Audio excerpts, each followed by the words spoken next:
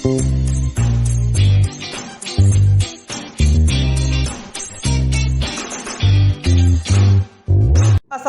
warahmatullahi wabarakatuh. Selamat pagi teman-teman. Salam sejahtera, salam sehat untuk kita semua. Nah, kembali lagi di sini dengan saya Muslim dalam acara Berdelapan.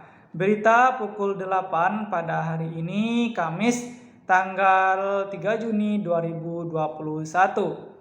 Nah, seperti biasa kami di sini akan mengupdate informasi teman-teman dan memperbaharui informasi teman-teman.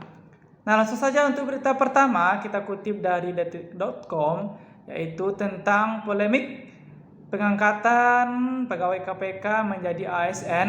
Di sini Majelis Ulama Indonesia juga ikut berkomentar terkait pertanyaan-pertanyaan yang dikira menyeleneh. Majelis Ulama Indonesia atau MUI angkat bicara terkait pertanyaan tes wawasan kebangsaan atau TWK, itu tentang pertanyaan pilih Al-Quran atau Pancasila. MUI menilai otak pembuat pertanyaan itu tidak sehat. Wakil Ketua Umum Majelis Ulama Indonesia atau MUI, Anwar Abbas, ketika dihubungi detik.com menilai si pembuat pertanyaan itu tidak mengerti Pancasila dan Undang-Undang Dasar 1945. Penguji TWK kata Anwar tidak layak karena pertanyaannya salah. Anwar menyambung, ia merasa perlu ada tim independen yang menyelidiki dan memeriksa pembuat soal TWK. Jika terbukti bersalah, maka pembuat pertanyaan pilih Al-Quran atau Pancasila ini harus segera ditindak karena kesalahan yang dibuat ini dinilai cukup fatal. Di tempat terpisah, Muhammadiyah juga ikut berkomentar terkait pertanyaan-pertanyaan aneh ini. Muhammadiyah turut memberikan pendapat soal pertanyaan TWK, yaitu tentang pilih Al-Quran atau Pancasila.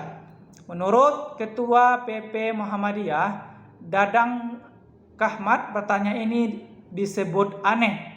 Dadang menjelaskan, memang pertanyaan yang aneh dan serba salah. Nah, untuk berita selengkapnya kita kutip dari CNN Indonesia, yaitu tentang Kominfo matikan TV analog di 5 daerah pada tanggal 17 Agustus. Kementerian Komunikasi dan Informatika mengumumkan menghentikan siaran televisi analog atau analog switch off tahap pertama akan dimulai pada tanggal 17 Agustus 2021.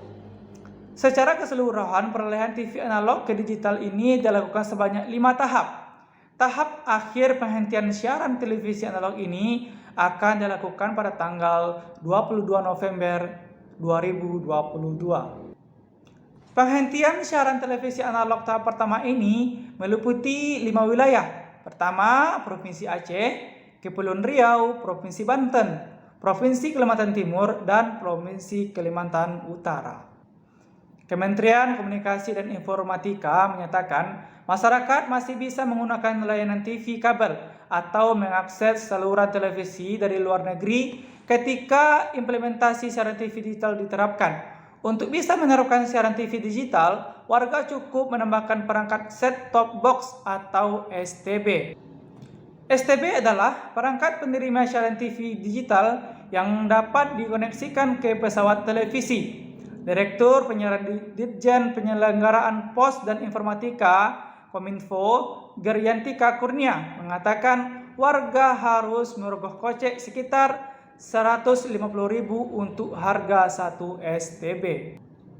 Nah, untuk berita selengkapnya masih kita kutip dari CNN Indonesia, yaitu tentang polemik pemeran istri di bawah umur pada sinetron Zahra Suara Hati Istri di Indosiar. KPK atau menurut maksud kami KPI sebut Indosiar akan ganti pemeran Zahra Suara Hati Istri. Komitmen tersebut disampaikan perwakilan direksi usai mengetahui hasil evaluasi KPI atas aduan masyarakat terkait peran aktris di bawah umur sebagai istri. Komitmen ini disampaikan melalui panggilan telepon serta pesan singkat perwakilan direksi kepada KPI Dalam kesempatan itu, Indosiar dan rumah produksi turut berkomitmen dan menyesuaikan peran dengan umur yang sang artis.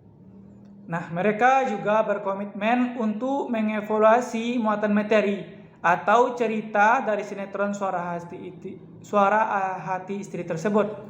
Nuni menyatakan seluruh hal tersebut harus sesuai dengan pedoman perilaku penyiaran dan standar program siaran atau P3SPS.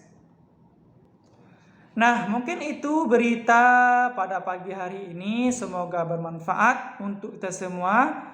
Dan kembali saya di sini mendoakan kepada teman-teman semua, semoga aktivitasnya pada hari ini dilancarkan dari awal sampai akhir hendaknya. Amin amin ya rabbal alamin. Dan saya di sini juga mengingatkan kepada teman-teman untuk selalu menjaga kesehatan dan semoga kita terhindar dari segala macam penyakit. Amin amin ya rabbal alamin. Saya akhiri dengan Assalamualaikum warahmatullahi wabarakatuh.